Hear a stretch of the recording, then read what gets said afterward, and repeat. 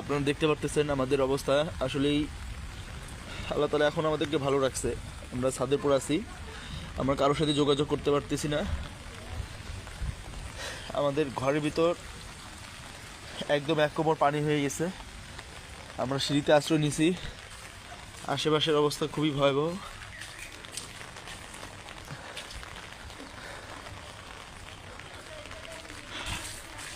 আমাদের আসলে ফেনী যাওয়ার জন্য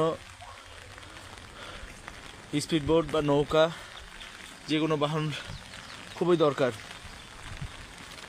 এই দেখেন অবস্থা, আসলে বুঝে উঠতে পারতেছি না কি করব।